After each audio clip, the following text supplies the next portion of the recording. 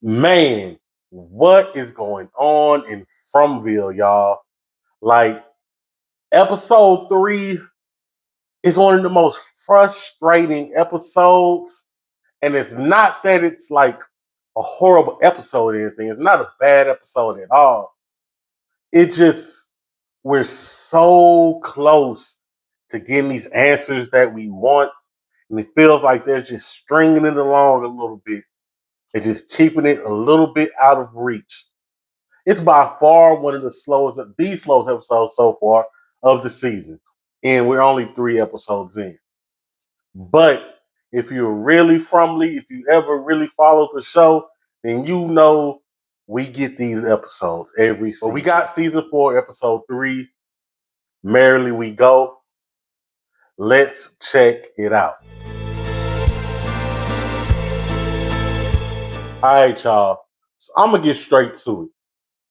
I give this episode about a 5 or 6 out of 10. It's one of the slower episodes, like I said. And if you're familiar, if you're really Fromly, if you've been watching the show, you know we get these episodes mid-season-ish. I believe it's 8-10 episodes this season. So this is kind of how it's usually lined up. Usually around 4, maybe 5, you expect a slower episode. We're getting at 3 this season. Hopefully that means these back halves are very, very action-packed or packed with what we want. And they partially gave us things here and there, but it's still so much more. Still so much meat left on the bone that we can ask for. So first off, we get straight out the gate with Elgin and Fatima. Now, mind you, we haven't seen these two interact since Elgin pulled that BS kidnapping Fatima. So this is our first time seeing them interact since then. This is probably their first interaction. I'm pretty sure it is by how they're talking. So we get Elgin in the kitchen and we have Fatima coming down. They're at the table, they're talking, and you can feel the tension. Rightfully so. The tension is there, it's heavy, it's thick. You could cut it with a knife. But to be fair, Fatima's kind of forgiving. Like, I'm not saying she's fully forgiving him, but she's kind of understanding. She gives him a little out, say, hey, we both been manipulated by this place. Kind of say, hey, it wasn't you, it wasn't me. So she's kind of giving him an out there. He even says, hey, I don't want to hate you. So, Fatima, you're a better person than me. But they're talking. El just kind of like pleading his case. But Fatima says something like, hey, I do need a favor from you. What the hell does that even mean? I don't know. We later on see down in the episode that Elgin looks like to be collecting piles of dirt, soil, mud. I don't know. Something for Fatima. I don't know what she plans on doing with it. I don't know. But he's collecting a bunch of soil, dirt for her. We're going to see where that goes later on down the line. I don't know. And then we get Boyd having a nightmare of the day he had to kill his wife. She was going crazy. She was shooting everybody in the town. She's thinking, hey, the way out of this is for people to die. And we have a nightmare. He's having this nightmare. He's sweating, cold sweats, having this dream, this nightmare of having to kill his wife. He wakes up. And we go to the scene with him and Acosta, which is very fitting. I think a few of us have always been saying Acosta is that stand-in for his wife somehow. I think we've kind of been saying that. They've kind of leaned into that just a little bit. We have this. He goes to Acosta. And, all right, hear me out. Hear me out. Acosta box. I'm still behind that train. She hasn't redeemed herself for me yet. She might be redeeming herself down the line. I can see where they're going with this. But to her defense, she says, that wasn't me. Again, Acosta box, I'm still in that ballpark. She's not redeemed yet. But if we know anything about this town, a lot of these things that happen to these people, they'll tell you, I didn't feel like myself when I did that. So maybe this town is really getting to her. Remember, Kenny told her, people in this town, either you assimilate or you go crazy. She was about to go crazy. She's still a little crazy, don't get me wrong. So that's a slight little bell to Acosta. Probably the only time you'll ever hear me give her any bell until she proves herself better than what she's doing now. But to her defense, she admits, hey, that wasn't me. I didn't feel like myself. I apologize. And her and Boyd are talking. And Boyd's like, hey, I need promises that you're not going to do that again. And Acosta says, hey, I've heard that you guys say people lose their mind in this town. They try to get out and end up dead. She looks at Boyd. She said, hey, all I need is one bullet. Whoo! And if you know, you know. She says, all I need is one bullet. I'll go out in the woods. You won't have to clean my mess up. Acosta, don't play with Boyd because, listen, you on the verge of getting. If Boyd didn't have that nightmare before he came to see you, he might would have gave it to you and just walked out. So you might be lucky that he had that nightmare. Later on in the show, you see him tell her, hey, I'll give you that bullet, but I need you to do one thing for me first. Later on in the show, he shows her the useless storage room. He says, hey, we have all this storage around here.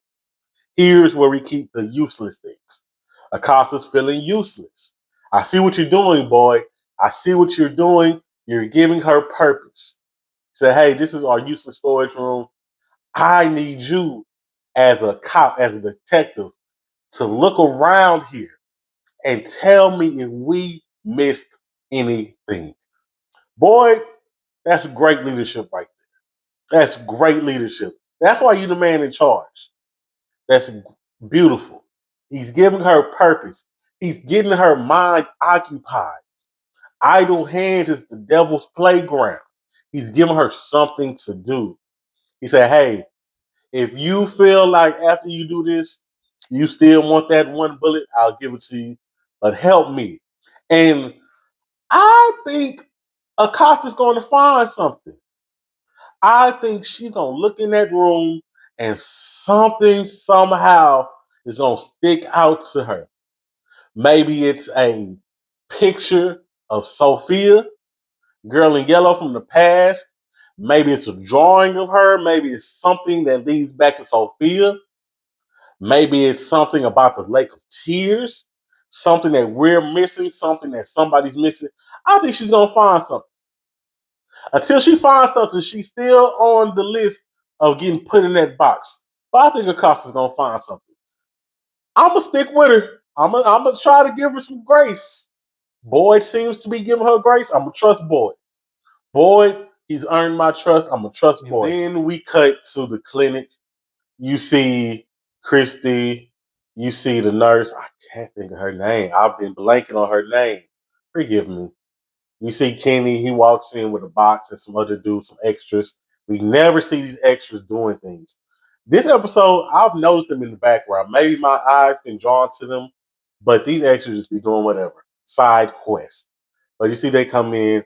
He tells the girl in yellow, he tells her, hey, I brought some things from your dad's car for you, which is interesting. We've had a theory about him wanting to keep, the man in yellow wanting to keep things from people. So that's interesting. We'll come back to that in just a second. And Sophia, the girl in yellow, says, hey, can I have a minute alone with my dad? They, rightfully so, in their eyes, give her a minute with the body. They leave out, and this girl flips again. Girl in yellow is here. It's not Sophia. This is the girl in yellow. She bends down, tells the dead body, you've been fun. Which, what do you mean? He was only alive for like 30 seconds. Like, whatever. You've been fun. And I can't let you go without collecting a souvenir. And remember, we have a theory about whatever it is, the girl in yellow, the entity, whatever that may be, wanting to keep some things, some memorabilia from these people, which is strange to me because Kenny brought in all of that stuff from the car. So girl in yellow could have got something out of that box, but no, she doesn't. She doesn't go for that box. She goes right in the man's mouth and pulls out a tooth. Looks like one of them molars, the side tooth that people be having missing. Looks like one of those. She goes in and pulls out the tooth. And here's where I'm at with this. Y'all could be following me, y'all might not, but feel me on this. Listen, we've had teeth pop up a few times in this show. We have her pulling this tooth out just now. You have when they had Smiley's body and they were going through his things, his possessions. He had a tooth or maybe multiple teeth in his pocket. You had Fatima when she was pregnant with Smiley Monster losing these teeth. It's something about teeth. And when I say that, my mind instantly goes to fairies, tooth fairies. If you know anything about this fairy lore, you know sometimes they like to keep and collect and hold on to things from people. That's kind of what the Tooth Fairy was on. The Tooth Fairy isn't always a cheerful thing. There's a movie from I think early 2000s, maybe late 90s, called Darkness Falls, and I believe the main antagonist in that movie was the Tooth Fairy, an evil dark entity killing people. So we think fairies, we think Tinkerbell, whatever. No, these fairies sometimes are very evil. And this mention of teeth, or this showing us of teeth multiple times, is really getting me to think fairies. Maybe something's going on with this town, and these fairies are behind it. They're evil. They're keeping people's possessions. It's something like that in my mind. I could be wrong. Like I tell you all the time, I don't know. I'm watching this show along with you guys. I could be wrong. Maybe I am, but I'm starting to think a lot of this bad stuff in this town is due to some of these fairies. We're going to put a pin in that and we're going to come back to it. Let me know what y'all think on that too. I need to know. Then we get to, well, we get the intro that never gets old. K, Sarah, whatever will be. I love that. Let me not sing it too much. Y'all ain't here for them vocals yet. I'll give them to you one day. But we get to Jade and Boyd talking, and Jade is spiraling. Jade is trying to figure out what is going on. And that's one thing about Jade. Jade has always been one of the people that's, I'm here to figure this out. Him and Jim, even though they had opposing ways to go about it. But Jade is spiraling. He's trying to figure it out.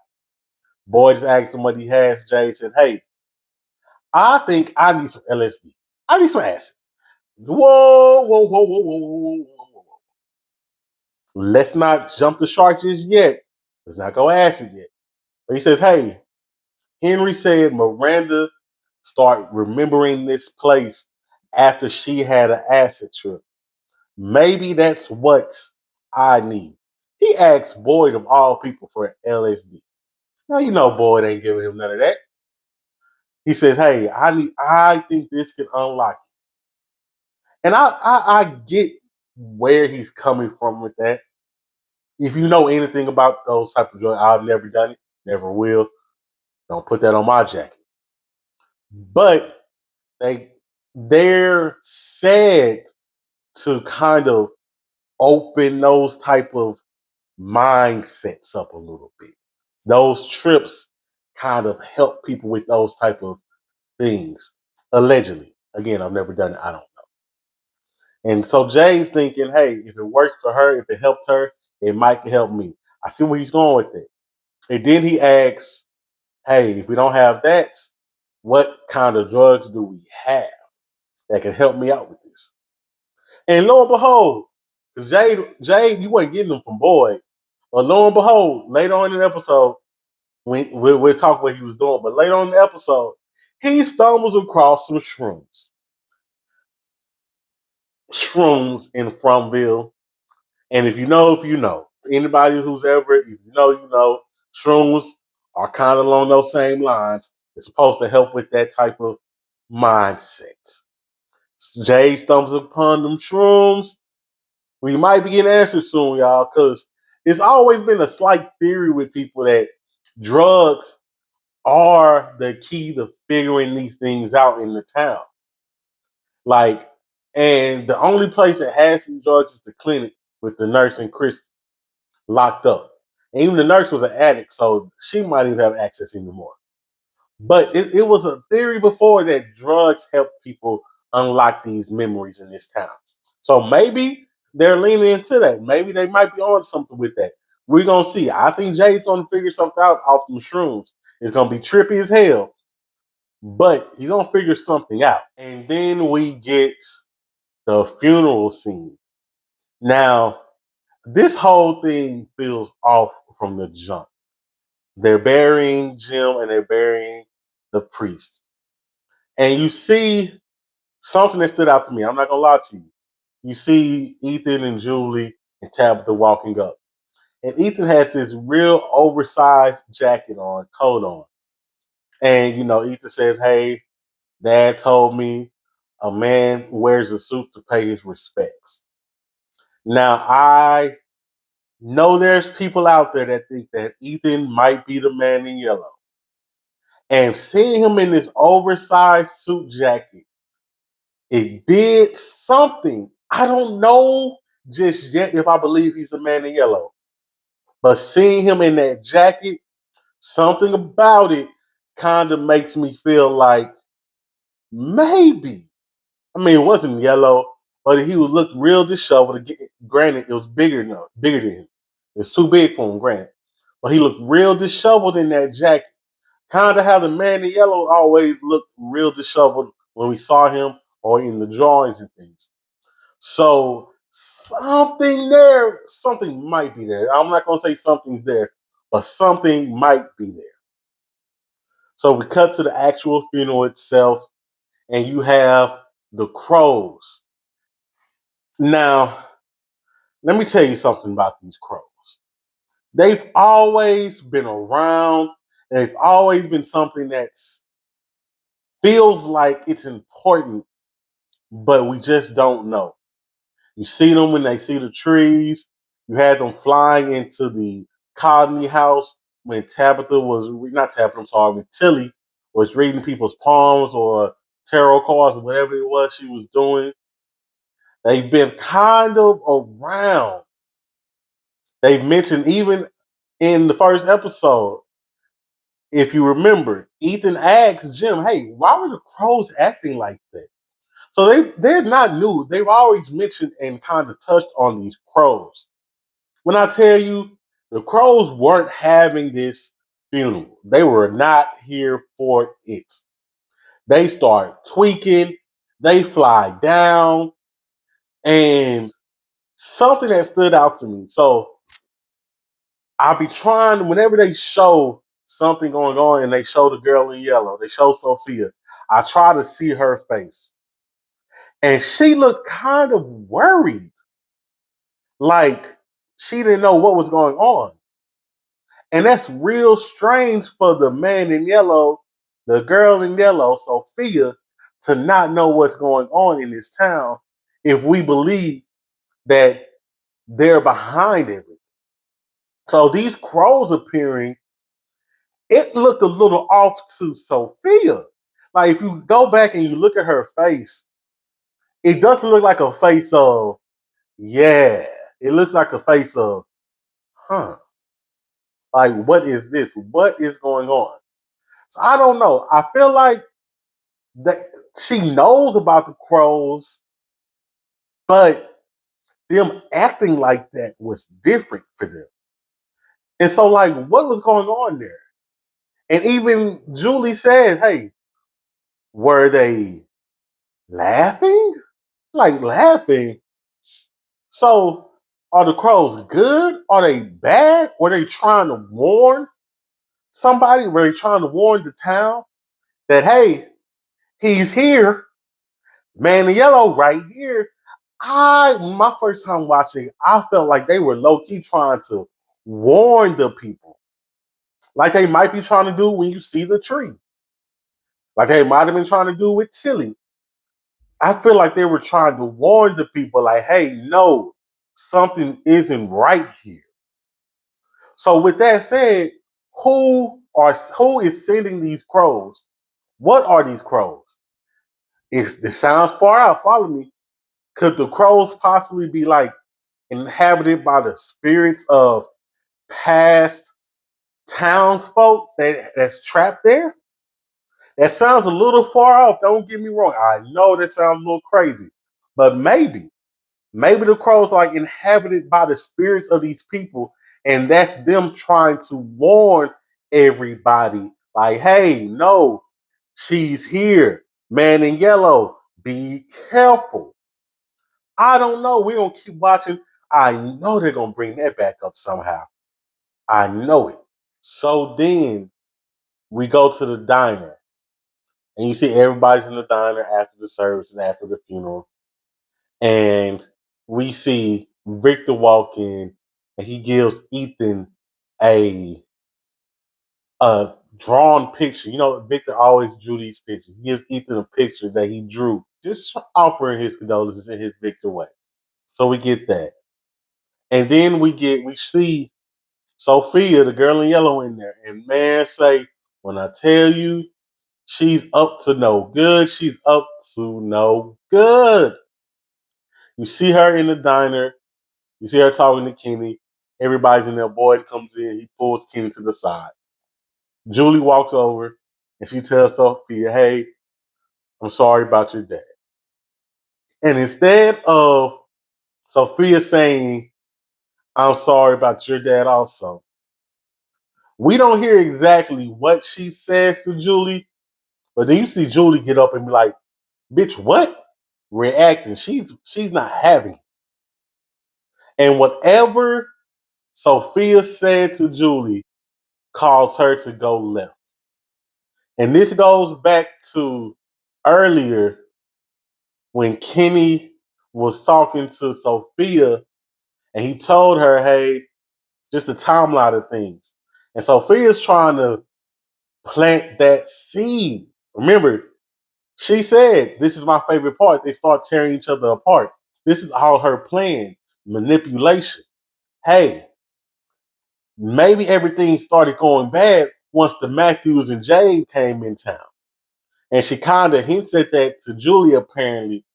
And it's like, bitch, what? How dare you? And she's planting that seed already. She's starting that already. Don't fall for it, Julie. Don't fall for it. But it would make sense, especially if, like we think, Ethan or Julie and or Tabitha and or Jade all came in at the same time, and they're all the keys to figuring this out. It would make sense for the girl in yellow to want to get people against them, to want to have people saying, hey, no, we don't want them here. It would make sense. She's doing what she said she was going to do. The girl in yellow is out here manipulating the hell out of everybody. And I hope Kenny gets it together and figures it out. Then we get Victor and Ethan at the colony house. Ethan seems a little standoffish with Victor right now, which a little kind of threw me off a little bit. I'm like, where did this come from? Did we miss something? But I get it. He just lost his dad. He's tripping out right now, and his ghost dad put him on a mission. Ethan tells Victor straight up, "Hey, I need you to take me to the Lake of Tears." Well, I'm sorry. He doesn't mention Lake of Tears yet. He doesn't tell Victor about it. He said, are there any lakes around? Any bodies of water? Victor says, hey, we have Brundles, but I don't like going there. It's creepy. Ethan says, hey, I need you to take me there. Victor gives him a little pushback, says, why? Ethan says, I won't tell you until we go, until you take me. Then we get Julie and Randall. Now, again, Julie, bright idea. She goes into a shed. She's getting these things. She walks out, and Randall's standing right there, looking wild. How did you even? He said, I saw you walk off by yourself. Whatever, Randall. You kind of stalking this girl at this point, but I guess it's for the betterment of what everybody. You get Julie and Randall. Julie tells Randall, hey, I'm going into the house to get this book that my brother read. It could lead, it could help us figure out the story walking thing. Hopefully it gives us some answers. And Randall, okay, let's go get it. And he's thinking she's talking about the house that they're at now. She says, no, I'm talking about the house that collapsed. Randall, rightfully so, like, what the hell are you talking about? Why would you do that? It's dangerous in there. She's like, I gotta get this book. You can help. Randall, being a good guy, being a gentleman, offers to go with her and says, hey, I'll go in there to get it. We see him later in the episode go down in that collapsed house. And truthfully, I didn't think anything was really gonna happen to him in there. It seemed like it was too much of a setup, but there were a couple of jump scares.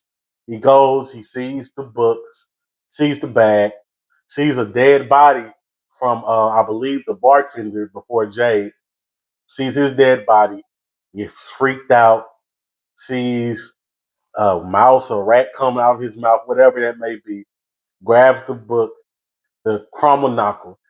I don't even know why he wasted time asking her which book. Just grab the bag and bring it. All the books should be in the bag. And that's kind of all we get on the Julie end of this episode. No story walking, nothing else really. That's all we kind of get on this end. Eventually, Victor agrees to take him. He takes him down to the Brundles. We see Jay down there. Again, trying to figure this out. He's meditating in water. I see the vision, Jay. This is before he saw those shrooms. I see the vision, Jay. He's meditating, laid out in the water, floating, trying to get some insight. It reminded me of that Michael Jackson movie that just came out. That scene where he's in the pool and his brother's like, "What's going on?" And Mike says, "I need to be here to collect these songs because if not, he's going to give these to Prince." I got that same vibe. I see what you're doing from and Michael. The crossover we never knew we needed. I see it, but it's giving me that same vibes. But he goes there. Ethan's like, "Hey, no," he doesn't get that feeling. So they ask, hey, we need to find some more lakes. They're walking. He tells Victor and he tells Jade about this Lake of Tears thing. Now, I don't know if he said that his ghost dad told him to go find it, but he tells him about the Lake of Tears. He tells him that he had this dream about the place before he was even there. And he says, hey, it's this place where things get healed, people get healed, people go to get healed. This lost souls of people that's trapped in this town. He gives him this whole breakdown. And Jade is kind of like giving pushback, but he just tells him more. He says, hey, even remember, my mom had dreams about those red stones that we found before she ever got here. And she thought that was just made up. So I thought I was making up, but clearly I wasn't. Maybe I wasn't. And that kind of convinces Jade. So they're walking along to find this Lake of Tears. And we get to probably the craziest scene of the whole episode. Now, while all that's going on, we have another side mission, side quest, and they show us Tabitha. Now, here's what's pissing me off. I wanted Jim to get smoked. I'm gonna be honest, I wanted Jim to get smoked. But Tabitha and Jim always pissed me off equally. That whole family, the whole Matthews family really did piss me off a lot. Julie was, all of them used to piss me off. Not gonna lie to you. But here's what pissed me off about Tabitha. They show her in the house and she sees one of the drawings. She sees the lighthouse drawing.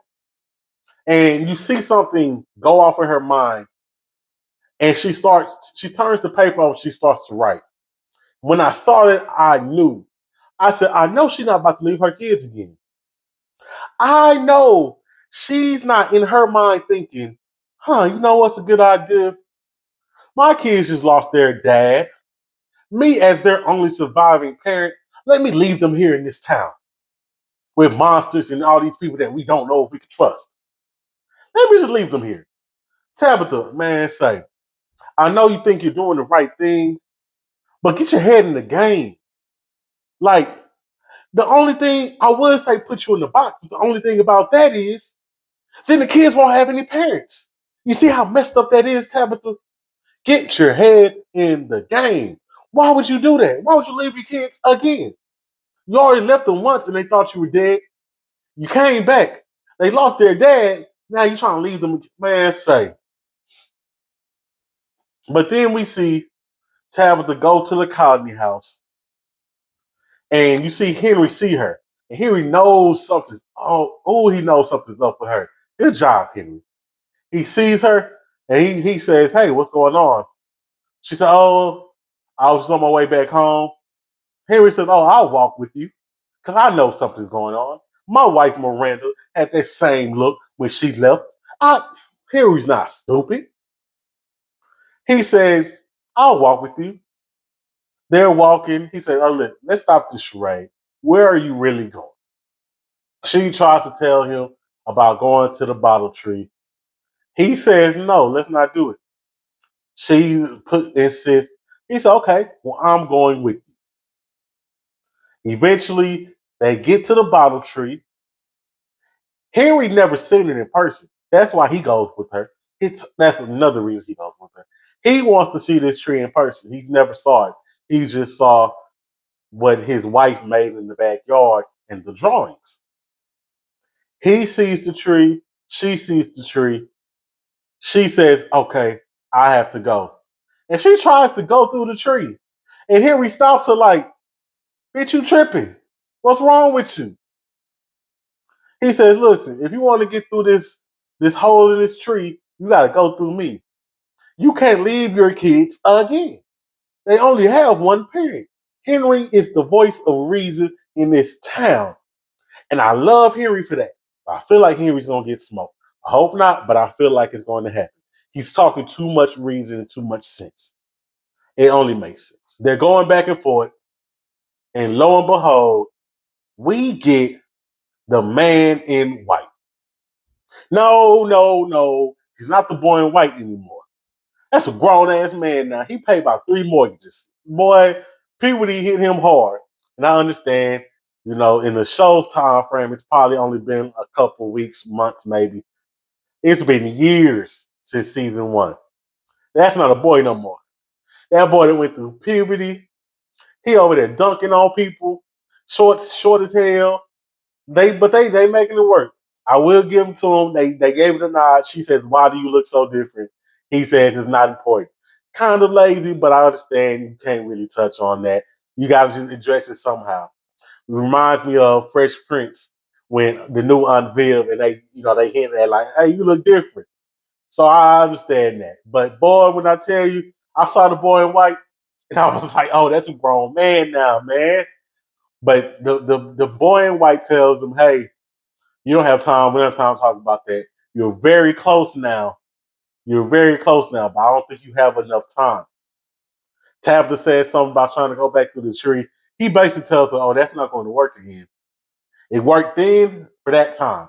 You're not in that time no more. It doesn't work anymore. Thank you for telling her, because she was going to end up in the side of a pool like Henry was telling her, like Dale did. And now the kids ain't got no parents. But the boy in white says, hey, that is no longer the case. You're close, but you need to speed it up because you're running out of time. Shout out to the boy in white. Shout out to the man in white. He's still out here paying his bills. He's creepy. He's real vague. I wish he would give us more.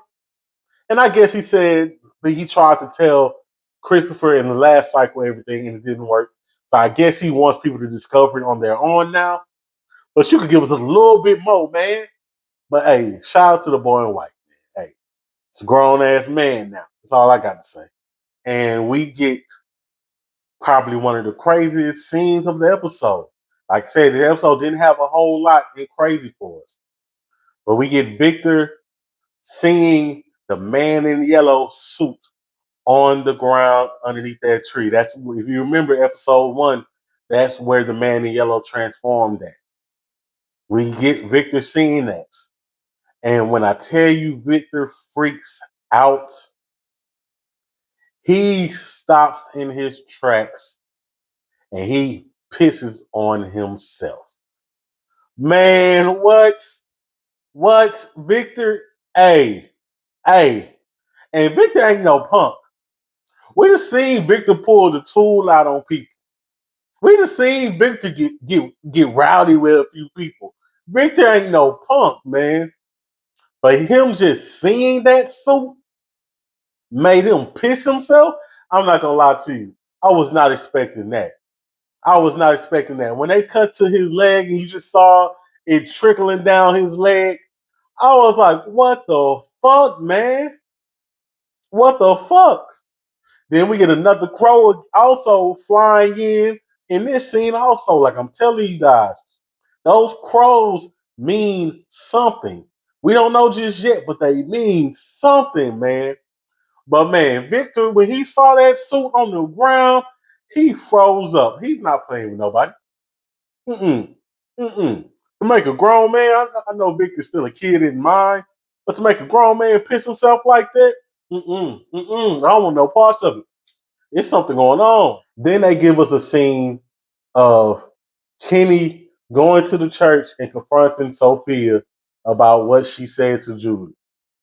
Sophia tries to quote the Bible, tries to give this scripture like, hey, Kenny's like, I'm not trying to hear any of that. You're out of line. Everybody in this town is going through it. We're all one bad day away. And Sophia knows this.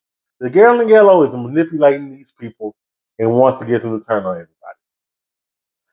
Kenny asks Sophia, hey, we have to start thinking about where you're going to stay in town. He says, we have the Colony House. That's where I stay. Sophia's like, that's a lot of people. Thankfully, she didn't. I thought she was going to go to the Colony House. So I guess that's a win. And he says, well, we have the town, but we don't know where. She says, what about Sarah? Kenny says, I don't think you want to stay with Sarah. And Girl in Yellow kind of slips up. Maybe it's a slip up, but kind of slips up here and says, why? Because of the bad things that she did. Now, apparently, Kenny ain't told her nothing about what Sarah did yet. So how do you know? She plays it all smooth. Oh, I heard people in town talking. I need Kenny to keep an eye on that. I hope he heard, hope he's paying attention. She kind of slipped up right there. She knows things she shouldn't know just yet because she wasn't told. Kenny, keep your eyes on the prize. But he says, I don't think you want to stay with Sarah. She insists. We cut to him going to Sarah's house. Sarah's like, what do you want? He says, hey, Sophia wants to stay here with you. And Sarah agrees. Sarah says, okay, that's fine. So now we have the girl in yellow in the house with Sarah. With Sarah, the one who heard all these voices telling her to do and kill whoever and whatever in this town. I know some shit about to go on in that house. The girl in yellow is probably about to start fucking with Sarah. And Sarah, I hope you make it through. But that's not going to be a good look for anybody. The girl in yellow and Sarah staying together, that's dangerous. That's real dangerous. So then to finish the episode off, we get Boyd at Abby's grave. And if you watch the show, you know this is usually where he goes when he needs some peace of mind to kind of just sit, have thoughts to himself, talk to Abby, bounce things off her. This is his meditation. This is where he goes to kind of clear his mind sometimes. So he's there, he's talking to Abby, and he tells Abby, hey, I feel like we're close, but I feel like we're running out of time. And that's weighing heavy on Boyd. You can tell. And as he's talking to Abby, they focus in on the ground behind him. And then you just see a hand come up out the ground and grabs Boyd by his arm. Now, I don't know if that actually happened. I don't know if Boyd was hallucinating this. We know sometimes Boyd sees things that's not there or that nobody else can see. Let me say that. But also, We can't put anything past this town. That might have actually happened. Now the hand coming up looked like it was a white hand coming up. So maybe it was Abby's hand. We can't put anything past this town. Now I'm gonna be honest with you. That ending pissed me off. That ending pissed me off. And like I said, this episode wasn't a bad episode, but it felt like they left a little meat on the bones. And that was one of the things from that cliffhanger. Now the series, they've earned goodwill from me. So I'm not gonna knock them too much for it. I'm gonna give them benefit of the doubt because they've earned that. But it really felt like something was missing. And to be honest, this episode was shorter than the other episodes so far this season. The other episodes, I believe, clocked in around 54 minutes. This episode, I believe, clocked in at 48 minutes. And knowing these creators, knowing this series, it probably was 47 minutes and 47 seconds because they love the number 47. But this episode shows at 48 minutes. It doesn't seem like a whole lot, but that's 6 minutes where something else could have happened. And maybe they did have another scene and they took it out to build up something else. But it feels like 6 minutes, a lot could have happened to help progress some things a little bit more. I feel like they took out a scene in this episode to add it somewhere else or do whatever they need to do with it. Because it was shorter. I don't know why. We still had the beginning recap. We still had the case of Rasara intro. So that 6 minutes probably was some type of story that they took out. Just my idea, but that can only explain it somehow. And, we have a few other side things. We have Ellis. You know what? Let me give Ellis some love. I didn't give him love this recap. I usually shit on Ellis. Ellis did a little bit more this episode. He was being a good husband to Fatima. He took her to a quote unquote rage room, but it was outside with the abandoned cars, and let her get that off her chest, destroying everything. And that was smart of Ellis. Ellis really did kind of do some things this episode to help his wife out. So I'm gonna applaud you, Ellis. I usually shit on you. I won't do that today. Good job. You're actually contributing somehow. But overall, I mean, it was a good episode. We have this subplot of Elgin and Fatima, like I said. He is collecting dirt from her for some reason. I don't know what. We have Acosta being put to work, trying to be useful. They might have heard our cries. They're putting her to work. They're making her do something other than piss us off. So this episode wasn't a lot of advancement, but it kind of helped us lay more groundwork. We have Victor freaking out about the man in yellow. We have the crows doing something. We don't know if they're laughing, are they evil, are they good? We don't know. We have Sophia. Man, we have Sophia kind of messing up by exposing her hand a little bit, but kind of not. We're going to see where all this goes. Like I said, the episode was a decent episode. I give it about a 6 out of 10. Like I said, 5 or 6 out of 10. I know they're giving us so much more. I know they're going to give us so many more answers this season. Of course, there's going to be a quote unquote filler episode in there. I don't feel like this was straight filler. I feel like it gave us good things to watch out for and keep in mind. But y'all let me know what y'all think. Like, comment, subscribe, turn the notifications on, whatever. Tap in. Let me know what you think. It's Euphoric Trip and Stories. I'm out. See you next week.